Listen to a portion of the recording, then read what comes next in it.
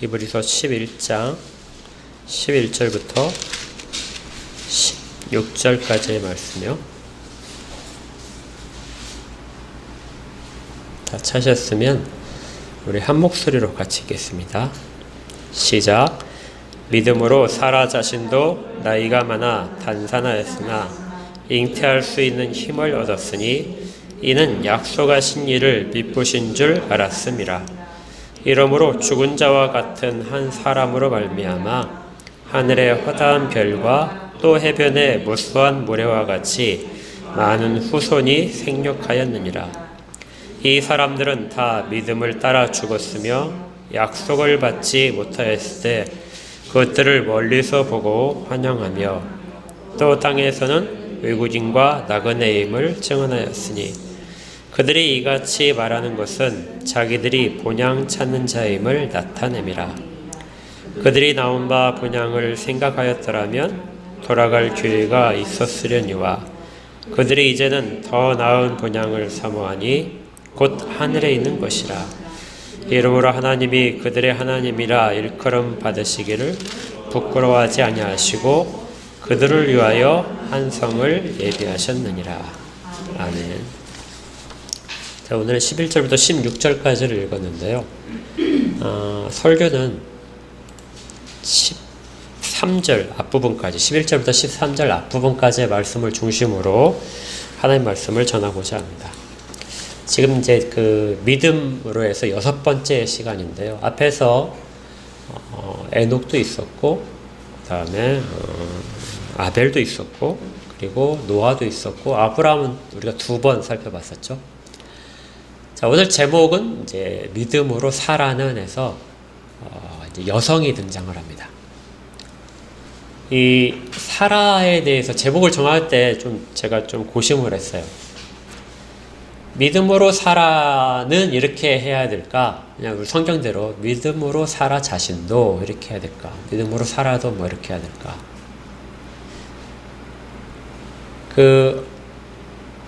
여기에서 나오는 구체적인 그 내용들이 창세기에 나오는 내용들과는 약간의 좀 거리가 있습니다.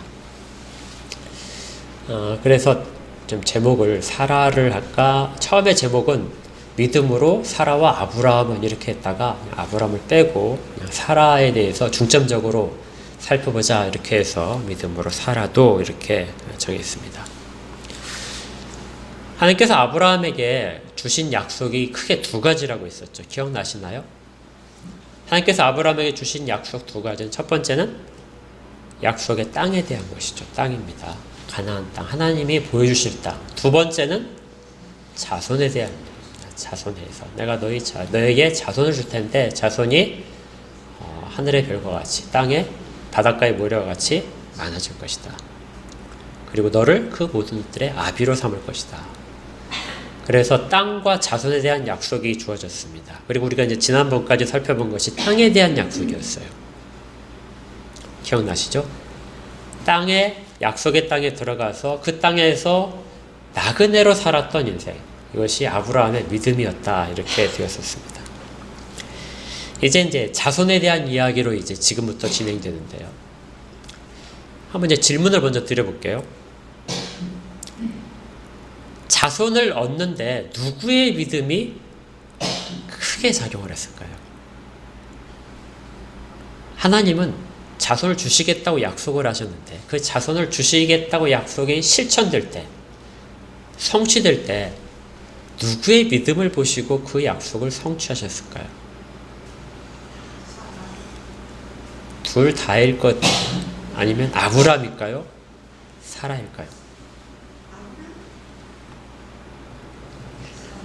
아브라함이라고 대답하신 분들은 성경에서 그 대부분의 다 아브라함의 믿음으로 자손을 두셨다고 말씀을 하십니다. 그렇기 때문에 아브라함의 믿음을 통해서 자손이 낳은 것이 성경 전체로 보면 맞아요. 그런데 유독 히브리서만 사라의 믿음 때문에 자손이 주어졌다 이렇게 이야기를 합니다. 이거 꼭 기억하셔야 돼요. 성경 전체는 다 뭐라고요? 아브라함의 믿음을 보시고 아브라함 때문에 자손이 나온 것처럼 되어 있습니다. 그런데 히브리서만 사라의 믿음을 통해서 그렇게 나온 것이죠.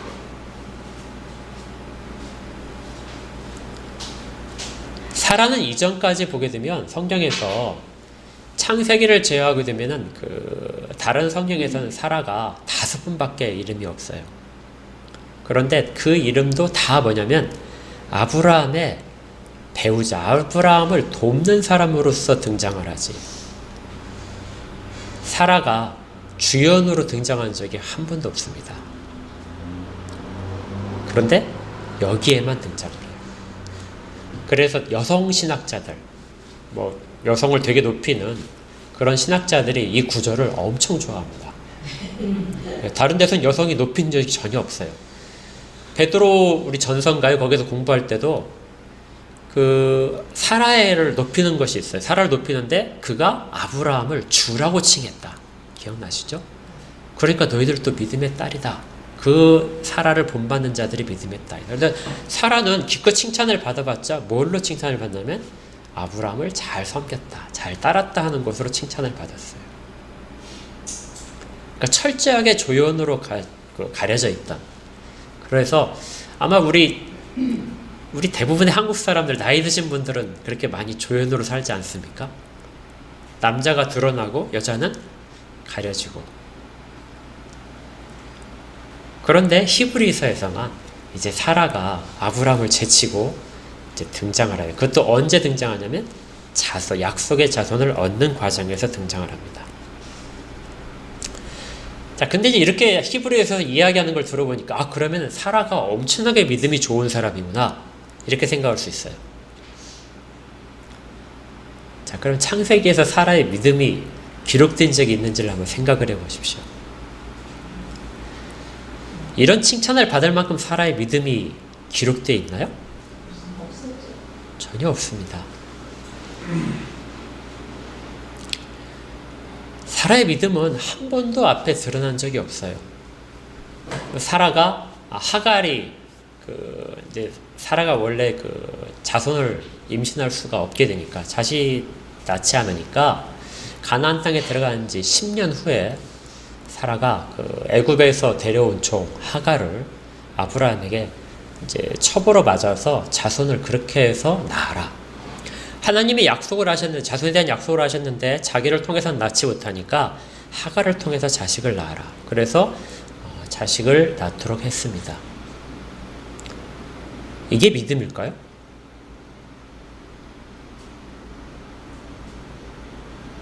그런데 그 낳은 자식을 또 사라가 질투를 하죠. 그래서 쫓아내게 만듭니다. 그래서 하갈이 임신한 몸으로 쫓겨났어요. 그러니까 만약에 이제 아브라함에게 자손이 주어져야 되겠다, 자식을 낳아야 되겠다 해서 첩을 들였다면 첩이 임신했는데 쫓아내면 안 되잖아요. 그러니까 사라의 모습은 어떤 칭찬받을 만한 모습들을 우리가 사실 발견하기 어렵습니다.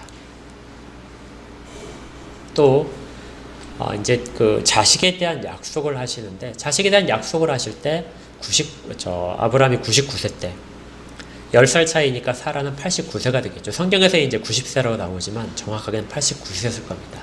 그때 사라에게 자식이 있을 것이다 하고 이야기하는 것을 이제 그 천사가 아브라함에게 하는 이야기를 장막 뒤에서 사라가 듣고는 웃었어요.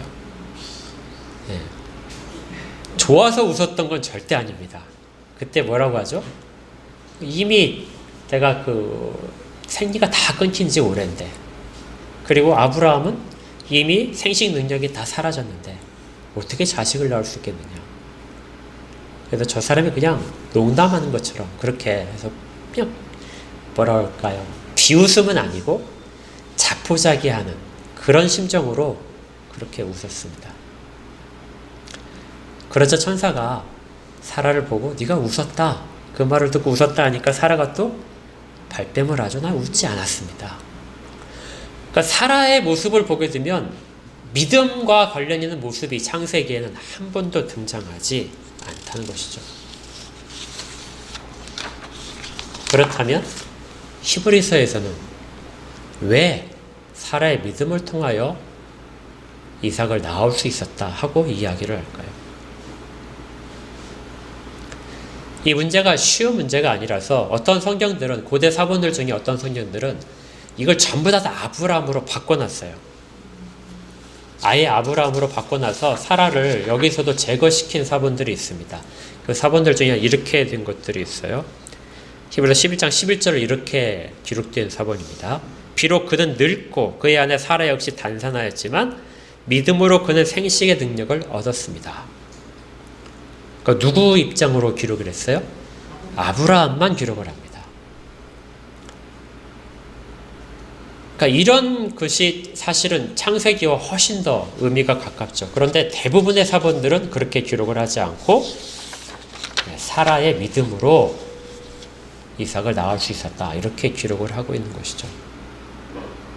그렇다면 창세기에서 사람들이 쉽게 발견할 수 있는 그런 부분보다 히브리서는 그 창세기에 숨어있는 이야기를 우리한테 들려주려고 하는 것입니다. 그것이 바로 사라의 믿음이라는 거예요. 자, 그러면 창세기를 이제 들어갈 거예요. 그러면 정말 숨어서 우리가 발견하지 못한 그런 사라의 믿음이 어디에 있는가? 먼저 우리가 사라에 관련된 이야기를 볼 때 궁금한 점, 이상하게 생각되는 점이 성경에 기록되어 있습니다. 창세기 12장에 보면 이렇게 되어 있죠. 우리 창세기 12장 한번 펴볼게요.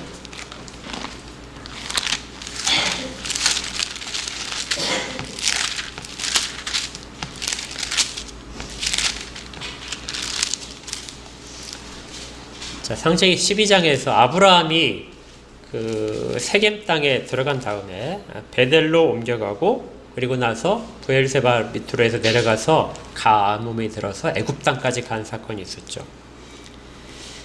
그때 정말 이상한 이야기가 써 있습니다. 여러분들도 궁금하셨을 거예요.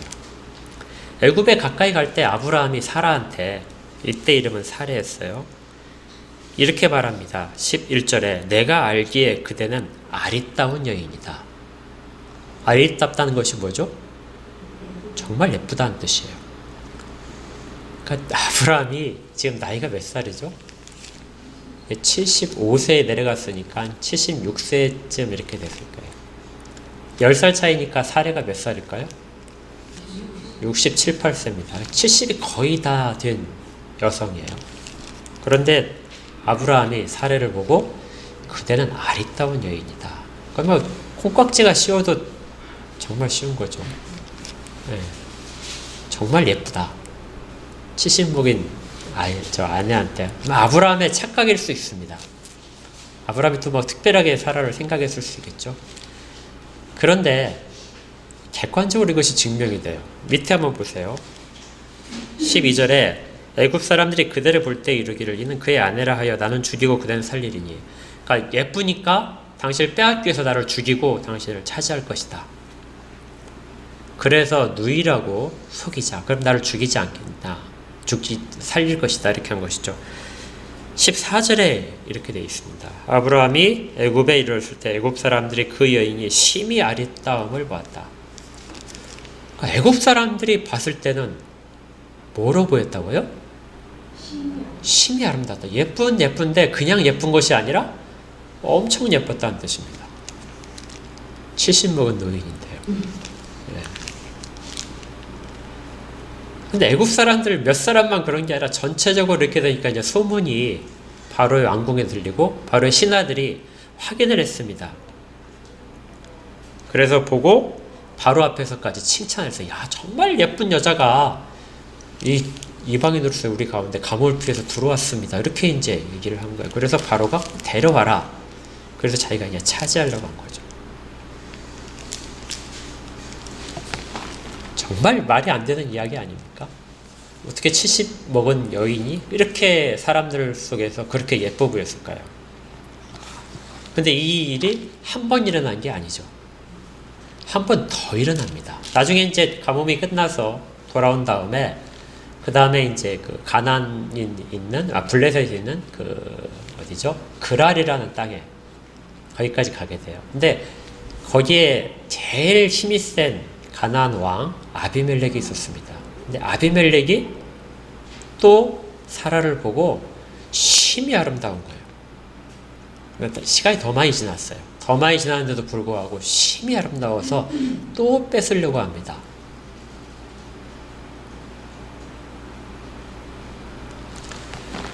왜 자꾸 이러한 이야기들을 기록하고 있을까? 왜 사례를, 그 나이 많은 여자를, 왜 그 이방 땅에 있는 그 왕들은 자기 힘을 동원해서 차지하려고 했을까요? 그런데 여기에 덧붙여서 또 이상한 점이 또 있어요. 우리가 아브라함은 그렇게 믿음이 좋다고 했는데 아브라함은 엄청 비겁합니다. 자기 아내를 차지하려고 하니까 그냥 다 넘겨줘요. 그리고 자기만 살면 돼요. 자기가 살기 위해서 자기 아내를 누이라고 계속해서 속이는 것입니다. 그러니까 아브라함은 사례를 버려도 된다고 생각을 했어요. 내가 살면 된다.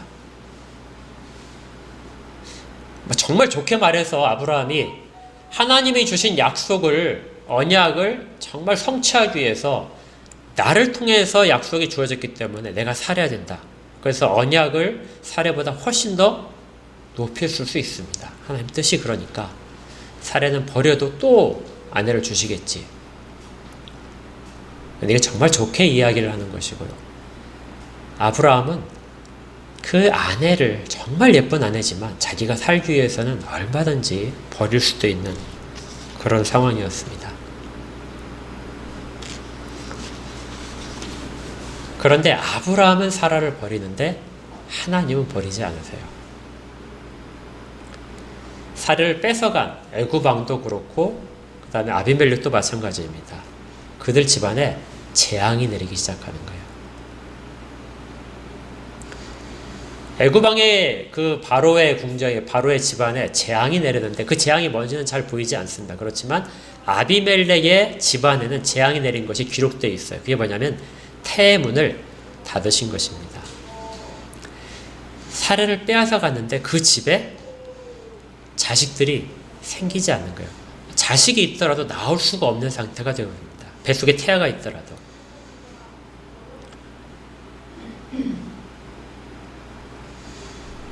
그러니까 예뻐서 취했지만 그 예쁨 자체가, 아브라함은 사례가 예뻐서 버리는 그러한 이유가 됐고, 다른 그 이방인들은 예뻐서 취한 이유가 됐는데 저주가 되어서 그 집안에 재앙이 닥친 것이죠. 그래서 어쩔 수 없이 사례를 돌려보내며 많은 재물들을 같이 주게 됩니다. 자, 근데 여기서 아브라함이 그 돌려주는 아비멜렉을 위해서 기도를 해요. 하나님께 기도를 합니다. 그랬더니 하나님이 그 집안에 닫혔던 태문을 열어주시게 돼요. 그런데 여전히 사라의 태문은 열리지 않는 것이죠. 그리고 그의 생리까지도 끊어져서 이제는 육체적으로 전혀 자손을 낳을 수 없는 몸이 됩니다. 그리고 시간이 지나서 아브라함에게도 생식 능력이 사라지게 돼요. 이것을 뭐라고 하냐면 성경에서 죽은 자와 같이 되었다 이렇게 말하죠.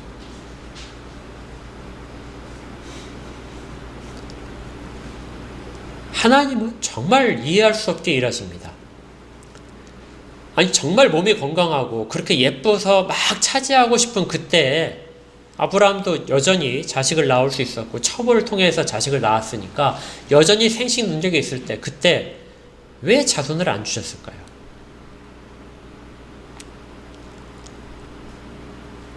그리고 왜 계속해서 그런 위기들을 겪게 하셨을까요? 이런 일들을 통해서 보게 되면 점차적으로 하나님이 누구에 대해서 사람들의 관심을 집중시키냐면 사라에게, 저 여인에게 과연 무슨 비밀이 있는가 하고 집중을 시킵니다. 그런데 이 사라에게 쓰여진 이 표현 하나가 아주 중요해요. 아까 애굽 사람들도 보고 아브라함도 고백하고 아비멜렉도 고백했지만 뭔 표현을 썼었죠? 심히 아름다웠다. 근데 성경에서 심히 아름다웠다가 몇 번 잘 쓰이지 않습니다. 아름다웠다는 단어를 많이 쓰는데 이 아름다웠다는 단어가 뭐냐면 토부라는 단어예요. 토부는 좋았다. 가장 언제 많이 나오죠? 하나님이 태초에 천지를 창조하실 때 첫째 날 만드신 걸 가지고 좋으셨다. 보기에 좋으셨다. 해서 심히 좋았다는 것은 언제 쓰입니까? 여섯째 날 사람을 창조하시고 창조를 다 마치신 다음에 하나님 보시기에 심히 좋았더라. 그 심히 좋았더라가 누구한테 지금 쓰이고 있냐면요. 유일하게 여기 사라한테 쓰이고 있어요. 그것도 다른 사람의 입을 통해서요. 그리고 나중에 이삭의 아내인 리브가한테도 쓰입니다. 리브가도 심히 좋았더라. 그러니까 정말 하나님의 마음에 든다. 하나님이 정말 이를 통하여 일하시겠다 하는 것이 완성되고 있는 것이 누구한테 쓰이냐면 언약의 자손을 품을 그 배 사라한테 쓰인 거죠. 그리고 이삭의 아내인 리브가에게 쓰입니다. 그러니까 창세기를 잘 읽어보게 되면 사실 하나님께서 아브라함에게 대해서 약속을 하시지만 반드시 그것은 누구를 통해서 이루어져야 돼요? 사라를 통해서 이루어져야 됩니다. 전혀 등장하지 않았던 인물, 전혀 사람들이 관심을 두지 않았던 인물을 하나님은 아브라함마저 버릴 때에도 보호를 하고 계신 거예요. 그리고 그의 복이 바로 태의 복이라는 것을 주변에 그를 차지하고자 욕심을 낸 사람들의 태를 막으시면서 드러내고 계신 것입니다. 이것이 하나님이 사라를 점점 더 하나님 중심으로 가까이 드러나도록 그렇게 이끄시는 방법입니다. 그런데 그 이후로는 성경에 기록이 없어요. 그리고 히브리서만 그 다음의 일들에 대한 힌트를 줍니다. 우리 11장 11절을 다시 한번 보세요. 믿음으로 사라 자신도 나이가 많아 단산하였으나 아이를 낳을 수 없게 되었지만 어떻게 됐다고요? 잉태할 수 있는 힘을 얻었다. 그러니까 하나님이 천사를 통해서 네가 내년 이맘때쯤에 자식을 얻을 것이다. 아들을 낳을 것이다 하는 약속을 하시자 그 약속을 처음에는 정말 받아들이기 어려웠지만 그것을 믿음으로 받았다는 것입니다. 그리고 그에게 끊어졌던 생리가 다시 시작됩니다. 그리고 이를 통하여 12절에 이러므로 죽은 자와 같은 한 사람이 살아납니다. 그 죽은 자가 누구예요? 아브라함입니다. 생식 능력이 없는 사람이 죽은 자와 같은 사람이에요. 자식을 낳을 수 없는 사람은 사실은 죽은 자와 같은 자입니다. 성경의 표현대로 하게 되면. 그런데 그 아브라함의 죽었던 같은 사람에게도 다시 자식을 낳을 수 있는 능력이 살아났다는 거예요. 그러니까 결국 아브라함이 자식을 낳을 수 있게 된 것은 사라의 믿음으로부터 시작되었다. 모든 사람이 다 정말 어떤 작은 보조적인 역할에 지나지 않는다고 그렇게 생각을 하는 그 사람의 몸을 통해서, 그 사람의 믿음을 통해서 하나님은 약속하신 큰 두 번째 일을 이루어 나가신다는 것입니다.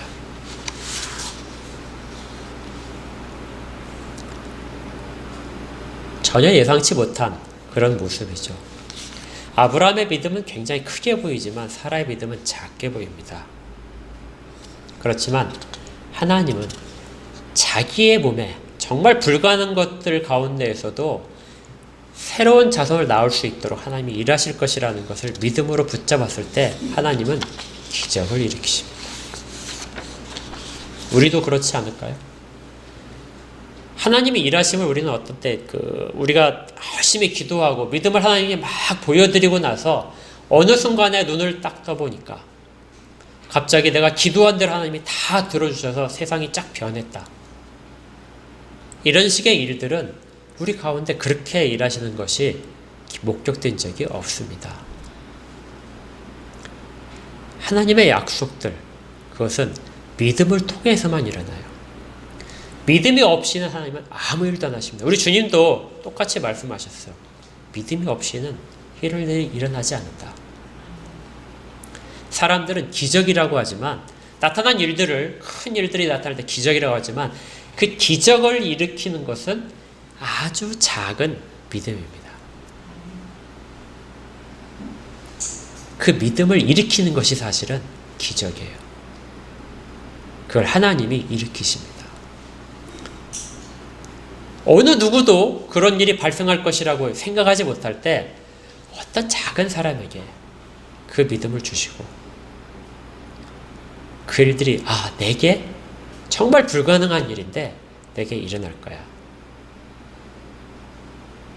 그리고 그 마음을 가졌을 때 그를 통해서 여호와를, 하나님을 믿기 시작할 때, 그럴 때 그 믿음 위에서 하나님이 역사하시는 것이죠. 우리가 엘리야 이야기를 알겠지만 열왕기상 그 17장인가요? 18장에 엘리야가 그 갈멜산 위에서 기도를 하고 그 다음에 그 이방신을 섬기는 제사장들을 다 죽인 다음에 그 다음에 하나님께 비를 내려주기를 기도하죠. 7번씩이나 기도하고 기도할 때마다 그 자기의 종을 보내서 제자를 보내서 비가 오는 구름이 생겼는지를 바다를 보라 하는데 한 번도 바다에 구름이 생기지 않습니다. 근데 7번째 기도하고 다시 보내니까 제자가 와서 하는 말이 바다에서 손만한, 자세히 보면 손바닥만한 구름이 하나가 올라옵니다. 이렇게 얘기하죠. 그러자 엘리야가 뭐라고 하죠? 왕에게 큰 비가 내릴 테니까 비 때문에 길이 막히지 않도록 지금 내려가십시오. 정말 오랫동안 기도했는데 딱 보인 것은 손바닥만한 구름밖에 안 보였다. 손바닥만한 구름을 보고 온 세상을 덮는 폭우가 내릴 것을 누가 이야기를 하겠습니까? 그런데 하나님이 그렇게 하시겠다고 엘리야를 그곳에 보내셨기 때문에 그 엘리야는 그 손바닥만 구름만 보고도 큰 비를 자신 있게 이야기를 하는 것이죠.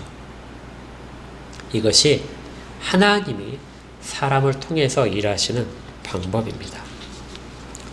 예수님이 이 땅에 오실 때에도 마찬가지죠.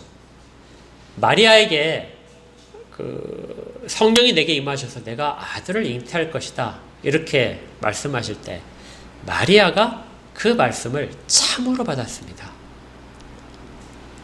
주의 뜻대로 말씀대로 이루어질 것입니다. 그리고 나서 잉태가 된 것이죠. 전혀 불가능한 일들을 우리가 볼 때 기적은 하나님의 약속과 하나님에 대한 신뢰, 믿음을 바탕으로 해서 아주 작은 고백과 거기에 대한 순종으로 시작이 됩니다. 이것이 바로 믿음의 결과들을 보는 거예요. 그러니까 우리가 오랫동안 기도한 제목이 있을 겁니다. 하나님 앞에 신실하게 구하는 것들이 있을 거예요. 그런데 그것들의 징조가 조그맣게 보이기 시작하면 하나님의 약속이 이루어질 거라는 확신을 더 강하게 가지시길 바랍니다. 자, 그런데 히브리서는 여기에서 멈추지 않아요. 13절을 보십시오. 이 믿음을 통해서 12절에 하늘의 허다한 별과 또 해변의 무수한 모래같이 많은 후손이 생육하였다 이렇게 이야기를 하지만 13절을 한번 같이 읽겠습니다. 앞에 부분만 읽을게요. 시작. 이 사람들은 다 믿음을 따라 죽었으며 약속을 받지 못하였을 때 그것들을 멀리서 보고 환영하며 또 땅에서는 외국인과 나그네임을 증언하였다. 그 믿음으로 자손을 낳긴 낳았는데요. 근데 하늘의 별과 바닷가에 있는 모래처럼 된 자손은 그게 되나요? 낳은 자손은 딱 한 명밖에 없어요. 누구죠? 이삭 딱 하나밖에 낳은 거 없습니다. 그러면 언제 하늘의 별과 바닷가의 모래처럼 많은 자손들이 태어날까요? 보고 죽을 수 있나요? 전혀 안 됩니다. 그래서 그들은 믿음을 가졌지만 뭐 했어요? 결국 다 보지 못하고 죽게 됩니다. 좀 결과 자체는 허망하지 않습니까? 이 하나님의 약속은 앞으로 400년 후에나 이루어질 거예요. 그리고 지금 우리가 목격할 수 있는 그 400년 후에 일어날 약속에 대한 첫발입니다. 그것이 믿음의 결과로 일어난 일이에요. 그 첫 발을 뗀 것에 지나지 않았는데 약속은 훨씬 오래 후에나 우리가 죽은 다음에나 하나님의 약속은 일어날 것이다. 그런데 그 약속이 이루어질 것을 그대로 믿는 것, 이것이 뭐냐면 믿음을 따라 죽는 것입니다. 믿음은 사람들이 한순간에 고백할 수 있어요. 어떤 하나님의 약속을 굳게 보고 감동이 막 쏟아져서 하나님 앞에서 하나님 정말 감사합니다. 제 기도를 들어주셨군요. 아니면 하나님 앞에 진심으로 믿고 간절하게 기도할 수도 있습니다. 근데 그런 믿음은 한순간의 믿음일 수 있어요. 여기서 이 사람들에게 붙인 호칭 하나가 믿음을 따라 죽는 것입니다. 이 말은 죽을 때까지 그 믿음이 변하지 않는다는 거예요. 자식은 한 명밖에 낳지 못했지만 그 자식 안에 수많은 민족이 들어있다. 이스라엘의 온 후손들이 그 자식 안에 들어있다는 것을 끝까지 믿고 있었다는 것입니다.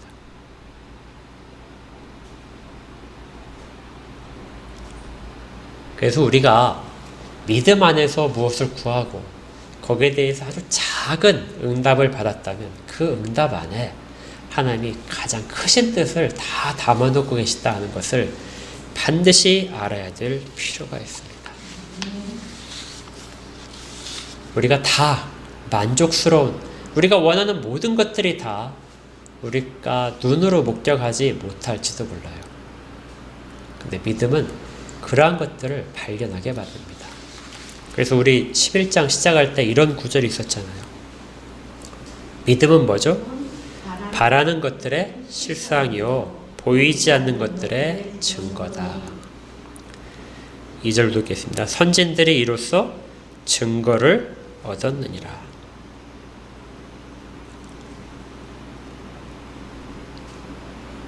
보이는 것들, 아주 작은 것들입니다.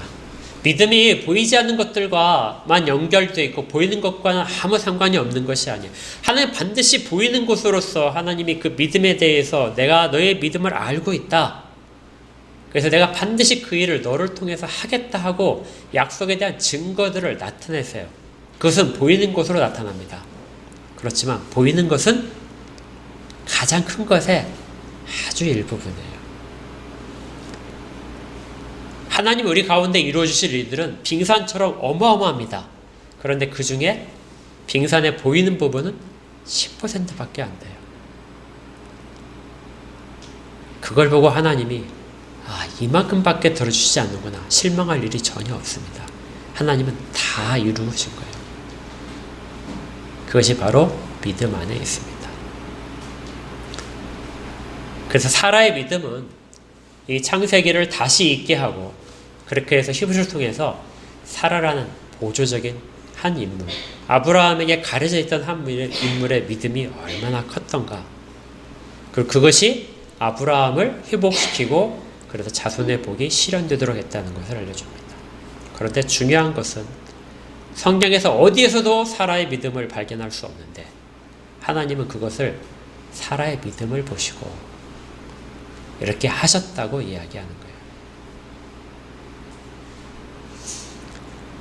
우리가 하나님께 보여드릴 믿음은 굉장히 크고 사람들이 다 우러러볼 수 있을 만큼 그렇게 강렬하게 나오는 것이 아닙니다. 성경에서도 사라의 믿음은 감춰져 있어요. 여러분들의 믿음의 상태가 어떤지 저는 잘 모릅니다. 제가 보기에 여러분의 믿음이 아주 작게 보일 수도 있고요. 어떤 분은 크게 보일 수도 있습니다. 그런데 하나님이 보시는 거에 아주 제가 봤을 때는 정말 믿음이 아닌 것처럼 보이는 것인데 하나님 그 안에 들어있는 하나님을 향한 정말 강렬하고 변하지 않는 믿음, 끝까지 믿음으로 끝까지 믿음을 따라 죽는 그 믿음이 있는 것을 보실 수 있습니다. 그것이 우리의 삶에서 증거들로 나타나고 많은 사람들 앞에서 칭송받는 믿음으로 하나님이 세우십니다. 아브라함도 그다지 믿음이 강한 게 아니에요. 정말 좀 비겁한 모습도 있고 사례도 그렇지만 하나님이 그 믿음을 세워가십니다. 믿음이 나타날 수 있도록 하나님의 환경을 바꾸시고 약속을 계속해서 반복하시고 그 주변의 사람들을 통하여 도움을 얻게 하시고 기적을 통하여 그 일들을 목격하게 하십니다. 하나님이 믿음을 세우세요. 그래서 성경에서 정말 작고 사람들이 무시할 만한 여성이었던 사라도, 믿음으로 살아도 이 위대한 반열에 참여케 하셨습니다. 우리도 동일하게 참여할 것입니다. 끝까지 믿음을 따라 마지막 순간까지, 이 땅의 호흡을 마지막 내뱉는 그 순간까지 하나님의 약속 안에 거하시는 우리 모두가 되기를 주의 이름으로 축복합니다. 함께 기도하겠습니다. 하나님 아버지, 사라라는 정말 남성 위주의 고대사에서 그래도 쉽게 가려져 버리는 그런 여인을, 그 작은 믿음을 먼저 일으키시고 그 믿음을 통하여 모든 사람이 우러러보는 아브라함의 믿음을 다시금 갱신케 하셔서 언약의 자손들을 그들을 통하여 얻게 하심을 성경 말씀을 통하여 깨닫습니다. 역사는 위대한 자들의 손을 통해서만 이루어지는 것이 아니고 가장 작은 것들, 가장 작은 자의 작은 믿음, 보이지 않는 그 믿음을 통하여서도 하나님이 시작하신다는 것을 발견하였사오니 저희들 가운데 있는 작은 믿음, 겨자씨만한 작은 믿음으로 큰 산이 옮겨지는 기적을 저희들 가운데 저희들을 통하여 이루어내 주시옵소서. 지금 보이는 것이 작은 결과일지라도 하나님의 큰 뜻이 그 가운데 숨어 있음을 발견케 하시고 그 작은 것 하나라도 끝까지 붙잡으며 큰 것을 계속해서 소망하도록, 그래서 믿음을 따라 저희들이 마지막에 숨을 내쉴 수 있도록 그렇게 저희들의 인생을 다들 붙잡아 주시옵소서.